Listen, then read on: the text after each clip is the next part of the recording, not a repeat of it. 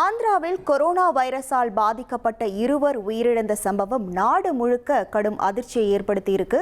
மேலும் 4 பேருக்கு கொரோனா தொற்று உறுதி செய்யப்பட்டிருக்கு. இதன் மூலம் 4 ஆண்டுகளுக்கு பிறகு மீண்டும் கோவிட் அச்சம் மக்களை நிலைகுலைய செய்திருக்கு. இது பற்றி விவரிக்கிறார் சிறப்பு செய்தியாளர் ரஞ்சித்.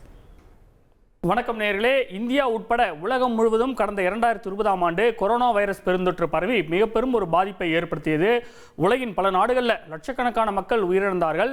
இந்தியா உட்பட உலக நாடுகளில் பல மாதங்களுக்கு முழு ஊரடங்கானது அமல்படுத்தப்பட்டதால் மக்களின் இயல்பு வாழ்க்கை கடுமையாக பாதிக்கப்பட்டது. வேலை வாய்ப்பு இல்லை, வருமானம் இல்லை, பலரது வாழ்க்கை அப்படியே தலைகீழாக மாறி போய்விட்டது. அதன் பிறகு முகக்கவசம், தடுப்பூசி செலுத்தப்பட்டது போன்ற முயற்சிகளால் நிலைமை படிப்படியாக சீரானது. 2022ஆம் ஆண்டு மக்கள் இயல்பு நிலைக்கு திரும்பினாங்க. இப்படிப்பட்ட சூழலில் தான் ஆந்திர மாநிலத்தில் பாருங்க, கொரோனா வைரஸ் பாதிப்பு மீண்டும் தலை தூக்க தொடங்கி இருக்கின்றது. 2 பேர் அண்மையில் உயிரிழந்திருப்பதாக வெளியான தகவல் அதிர்ச்சியை ஏற்படுத்தி இருக்கின்றது. முதல் நபர் யாருன்னு பார்த்தோம் அப்படின்னா, வேலூர்ல சிஎம்சி மருத்துவக் கல்லூரியில் ஜூன் 28 அன்னைக்கு அவர் உயிரிழந்திருப்பதாக தகவல் வெளியாகி இருக்கின்றது. முதல்ல இவர் திருப்பதியில ஸ்ரீ வெங்கடேஸ்வரா மெடிக்கல் காலேஜ் ஹாஸ்பிட்டல்ல அட்மிட் ஆகி அதுக்கப்புறமாக மேல் சிகிச்சைக்காக வேலூர் சிஎம்சி மருத்துவமனைக்கு அழைத்து வரப்பட்டிருக்கிறாரு. அந்த நபருக்கு வயது 60. சிகிச்சை பலனின்றி அவர் உயிரிழந்தார். அவருடைய மரணத்திற்கு பிறகு நடத்தப்பட்ட ஆர்டிபிசிஆர் பரிசோதனையில் தான் அவருக்கு கோவிட்-19 தொற்று இருப்பது உறுதி செய்யப்பட்டிருக்கிறது.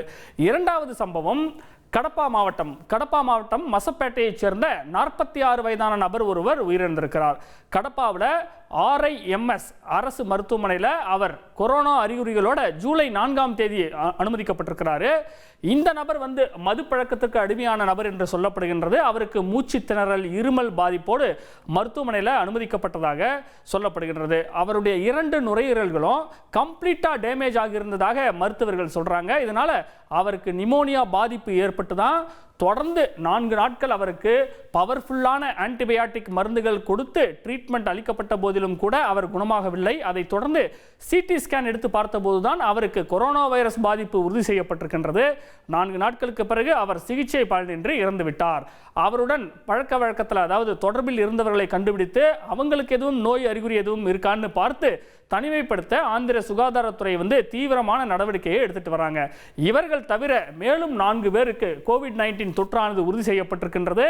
அவங்களுக்கு வந்திருக்கிற இந்த சிம்டம்ஸ் எல்லாம் வச்சு பார்க்கிறப்போ ஒமிக்ரான் சப் வேரியன்ட்னு சொல்லுவாங்க இல்லையா, ஒமிக்ரான் துணை வகை. ஏற்கனவே நம்ம கொரோனா காலத்தில் முதல் வேவ், 2வது வேவ் அப்போ பார்த்தோம். அந்த ஒமிக்ரான் சப்வேரியண்டாக இது இருக்கலாம் அப்படின்னு ஆந்திர சுகாதாரத்துறையினர் சந்தேகிக்கிறாங்க. இறந்து போன 2 நோயாளிகளிடமிருந்து எடுக்கப்பட்ட மாதிரிகள் புனேவில் இருக்கக்கூடிய தேசிய வைரஸ் ஆய்வு நிறுவனத்திற்கு அனுப்பி வைக்கப்பட்டிருக்கின்றது. கொரோனா சீசன் எல்லாம் முடிஞ்சு 4 ஆண்டுகள் ஆகிவிட்டது. மக்கள் இப்போதான் கொஞ்சம் நிம்மதியாக இருக்காங்கன்னு பார்த்தா மறுபடியும் ஆந்திராவை அலற வைத்திருக்கின்றது கோவிட் மரணங்கள். இந்த நேரத்தில் நம்மிடையே மருத்துவர் பிரகாஷ் மூர்த்தி இணைகிறார். அவரிடம் பேசுவோம். சார் வணக்கம், இணைப்பில் இருந்தமைக்கு நன்றி. இப்போ ஆந்திராவில் 2 பேர் கொரோனாவில் உயிரிழந்திருக்கிறாங்க அப்படிங்கிற ஒரு செய்தியை நாட்டின் பல்வேறு பகுதிகளில் இது மாதிரியான கோவிட் மரணங்கள் நடக்கும் அப்படின்னு புரிஞ்சுக்கலாமா எப்படி? சார், கோவிட் அப்படிங்கிறது ஒரு வரலாற்று பிழை. அதில் மறைக்கப்பட்ட உண்மைகள்னு பேசினோம்னா நம்ம தனி டாபிக்கா பேசலாம். பட் நான் இப்போ நீங்க கேட்ட கொஸ்டினுக்கு ஆன்சர் பண்றேன்.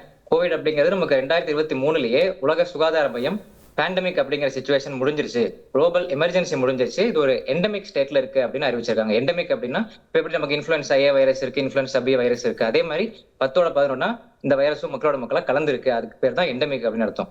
அதே மாதிரி ஒமிக்ரான் வேரியன்ட் நமக்கு 3ஆம் அலை மிக பாதிப்பு ஏற்படுத்திச்சு. 2வது அலை டெல்டா அலை, 3வது அலை ஒமிக்ரான் அலை. அது ஒமிக்ரானுக்கு அப்புறம் ஒவ்வொரு வருஷமும் இது உருமாறிட்டு தான் இருக்கு. எப்படி ஐபோன் மாடல்ஸ் எல்லாம் அனௌன்ஸ் பண்றாங்களோ அது மாதிரி ஒவ்வொரு வருஷமும் பேர் வச்சுட்டே இருக்காங்க. அது மக்களுக்கு வெளியே தெரியறது இல்லை. XBB அப்படின்னு வேரியன்ட் வந்தது, அடுத்தது JN1, அதுக்கப்புறம் ஃபிளிட் அப்படின்னு வேரியன்ட், நிம்பஸ் கடுமையான தொண்டவலி ஏற்படுத்தக்கூடிய நிம்பஸ். இப்போ ரீசெண்டா மார்ச் மாசம் பாத்தீங்கன்னா சிக்காடா BA.3.2 அப்படின்னு ஒரு வேரியன்ட்டை அனௌன்ஸ் பண்ணிருக்காங்க. ஸோ 2023ல இருந்து ஒவ்வொரு வருஷமும் அது இருந்துட்டு தான் இருக்கு. அது மக்களுக்கு வெளியில தெரியறது இல்லை. யாரும் அதை பத்தி பரிசோதனை செஞ்சு பாக்குறது இல்லை. பரிசோதனை செஞ்சு பார்த்தாலும் அதுக்குன்னு ஸ்பெசிபிக் ட்ரீட்மெண்ட் இல்லை அப்படிங்கிறதுனால கவர்மெண்ட் அதை ஸ்ட்ரிக்டா ஃபோர்ஸ் பண்றது இல்லை.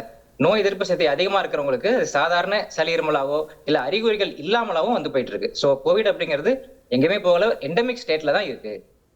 சார், இப்போ கொரோனா காலத்துக்கு பிறகு நம்ம பார்க்குறோம் நிலைமை அப்படியே தலைகீழாக மாறி இருக்கு. நல்லா ஹெல்த்தியாக இருக்கக்கூடியவர் திடீர்னு உடல்நிலை மோசமடைந்து இறக்கக்கூடிய சம்பவங்களை நம்ம பார்த்துக்கிட்டு இருக்கோம். அந்த வகையில் இப்போ ஒரு சிலர்லாம் இப்போ எனக்கு தெரிந்த ஒருவர் கூட என்னுடைய உறவினர்களில் நல்ல ஹெல்த்தியாக இருந்தவர் திடீர்னு அவருக்கு நிமோனியாவால் பாதிக்கப்பட்டு 2 லங்ஸுமே சிவியராக அஃபெக்ட் ஆகி இப்போ தீவிர சிகிச்சை பிரிவில் அனுமதிக்கப்பட்டிருக்கிறாரு. இப்போ இந்த மாதிரியான விஷயங்களுக்கும் பின்னால் கோவிட் தான் காரணமாக இருக்குமா எப்படி சார்? இப்ப ஆந்திரால இறந்தவர் பாத்தீங்கன்னா அவருக்கும் இதே மாதிரி சுச்சுவேஷன் தான் சார். எக்ஸ்ரே எடுத்து பார்த்திருக்காங்க. பார்க்கும் பொழுது அவருக்கு 2 லங்ஸுமே கடுமையா பாதிக்கப்பட்டு நிமோனியா ஏற்பட்டிருக்கு. ஆன்டிபயோட்டிக்ஸ் கொடுத்திருக்காங்க, 4-5 டேஸ் கொடுத்திருக்காங்க.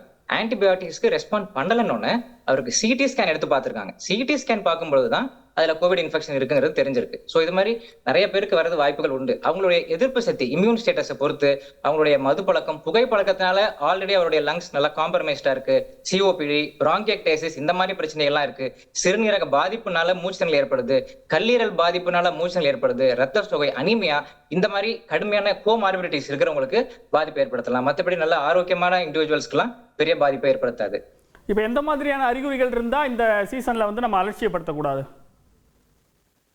சரி, இப்பயுமே நார்மல் காமன் கோல்டோட சிம்டம்ஸ் மாதிரி தான் இருக்கும் ஒமிக்ரானோட பிரசன்டேஷனுமே.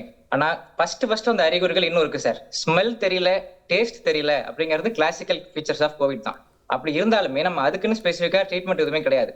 ஆனா கோமார்பிடிட்டிஸோட இருக்கிறவங்க, இதய பாதிப்பு உள்ளவர்கள், சிறுநீரக பாதிப்பு உள்ளவர்கள், 3 நாள் 4 நாளைக்கு மேல இருமல் அதிகமா இருக்கு, சளி இருக்கு, மூச்சு விடுவதில் சிரமம் இருக்கு அப்படின்னா மருத்துவரை சந்திச்சு பல்ஸ் ஆக்சிமீட்டர்ல ஆக்சிஜன் செக் பண்ணி பார்க்கலாம். அது எதுவும் குறையிற மாதிரி இருந்துச்சுன்னா மேற்கொண்டு எக்ஸ்ரே, சிடி ஸ்கேன் போன்ற பரிசோதனைகள் செஞ்சு பார்த்துக்கலாம். மற்றபடி சாதாரண அறிகுறிகளோட இருக்கிறவங்க பயப்பட வேண்டியதில்லை. ஸ்மெல் தெரியல, டேஸ்ட் தெரியல, நமக்கே கூட போயிருக்கலாம். நம்ம யாரும் அதை பரிசோதனை செஞ்சு பார்க்கல, அதனால அதை பத்தி நம்ம பெருசா பேசுறது இல்லை. கோமார்பிடிட்டிஸ் உள்ளவங்க, அதாவது இணை நோய்கள், சிறுநீரக பாதிப்பு, இருதய பாதிப்பு உள்ளவங்க தான் கொஞ்சம் கவனமா இருக்கணும். இப்ப ஏற்கனவே தடுப்பூசி போட்டவர்கள் தைரியமாக இருக்கலாமா மறுபடியும் வராதுன்னு? சரி, இப்ப ஆந்திரால பாதிக்கப்பட்டவங்களோட கூடுதல் தகவல் பாத்தீங்கன்னா அவங்களுமே வேக்சின் போட்டவங்க தான். அதுல ஒருத்தருக்கு அடிஷனலா பூஸ்டர் டோஸ் வேற போட்டிருக்காரு. வேக்சின் அப்படிங்கிறது பெருசா ஒர்க் அவுட் ஆகலன்னு தான் சார் சொல்லலாம் இந்த கோவிட் வேக்சினை பொறுத்த வரைக்கும். ஏன்னா கொரோனா வைரஸ் அப்படிங்கிறது ஆர்என்ஏ வைரஸ். ஆர்என்ஏ வைரஸ் ஒவ்வொரு வருஷமும் மாறிக்கிட்டே இருக்கும். ஸோ ஒரு வருஷம் போடுற வேக்சின் அடுத்த வருஷத்தோட அதோட இம்யூனிட்டி லெவல்ஸ் குறைஞ்சிருது. அதனாலதான் நம்ம அப்போ போட்ட வேக்சின் இப்போ அதோட ரெஸ்பான்ஸ் கம்மியா தான் இருக்கு. ஆனா நம்ம வேக்சின் நம்பி இருக்க கூடாது. விட்டமின் டி, ஜிங்க் போன்ற ஊட்டச்சத்துக்கள் மிகுந்த உணவுகள் நம்ம எடுத்துக்கணும். விட்டமின் டி அப்படிங்கிறது நமக்கு சூரிய ஒளியில இலவசமா கிடைக்குது. டெய்லி ஒரு 1/2 hour நம்ம உடம்புல சூரிய ஒளி பட்டாலே விட்டமின் டி கிடைச்சிடும். விட்டமின் டி நம்ம அதிகரிக்கக்கூடிய உணவுகளான பால், முட்டை, தயிர், அசைவ உணவுகள், இறைச்சி போன்ற உணவுகள் நம்ம ரெகுலரா சாப்பிட்டுக்கணும். ஜிங்க், துத்தநாதம் அப்படின்னு சொல்லக்கூடிய அதிகமா இருக்கக்கூடிய உணவுகள் நம்ம ரெகுலரா எடுத்துக்கணும். விட்டமின் டி, ஜிங்க் இதெல்லாம் நம்ம கரெக்டா வச்சுக்கணும். இன்னொரு விஷயம் நம்ம கவனிச்சோம்னா கொரோனா அலையில கூட ஒபிசிட்டி லெவல்ஸ் அதிகமா இருக்கிறவங்களுக்கு பாதிப்பு நிறைய இருக்கிற நம்ம பார்க்க முடிஞ்சு. நல்லா ஃபிட்டா இருக்கிறவங்களுக்கு கொரோனா பாதிப்பு வந்தாலும் சிம்டம்ஸ் பெருசா இல்ல, அறிகுறிகளே இல்லாம போயிட்டாங்க நிறைய பேருக்கு. எந்த ஒரு அறிகுறியும் இல்லை. ஆனா உடல் பருமன் அதிகமா இருக்கிறவங்களுக்கு இந்த பாதிப்புகள் அதிகமா இருந்துச்சு. கோவிட் வந்ததுக்கு அப்புறம் நம்ம என்ன பண்றதுன்னு யோசிக்கிறத விட முன்கூட்டியே நம்மளுடைய உடம்பு ஆரோக்கியமான தீய பழக்கங்கள் எதுவும் இல்லாம ஜங்க் ஃபுட்ஸ் அப்படின்னு சொல்லக்கூடிய உணவுகளை தவிர்த்து நல்ல ஊட்டச்சத்துள்ள உணவுகளை சாப்பிட்டுட்டு உடல் உழைப்பை கடுமையா மெயின்டைன் பண்ணிட்டு மூச்சு பயிற்சி, சுவாச பயிற்சிகள் இதெல்லாம் மேற்கொண்டோம்னா நம்ம நோய் வராம தடுத்துக்கலாம். வந்தாலும் அறிகுறிகள் லேசான அறிகுறிகளோட நம்ம அதுல இருந்து மீண்டறலாம். நன்றி சார். இணைப்பில் உங்களுடைய கருத்துக்களை பகிர்ந்தமைக்கு மிக்க நன்றி. நேயர்களே, ஆந்திராவில் இந்த கொரோனா வைரஸால் 2 உயிரிழந்து மேலும் 4 பேர் பாதிக்கப்பட்டதை தொடர்ந்து அம்மாநில சுகாதாரத்துறையினர் மாநிலம் முழுக்க கொரோனா வைரஸ் தடுப்பு நடவடிக்கைகளை தீவிரப்படுத்தியிருக்கிறாங்க. மாநிலத்தின் மற்ற பகுதிகளுக்கு இந்த கொரோனா வைரஸ் பாதிப்பு பரவாமல் இருக்க சுகாதாரத்துறையினர் முன்னெச்சரிக்கை நடவடிக்கைகளும் எடுத்து வருகிறார்கள்.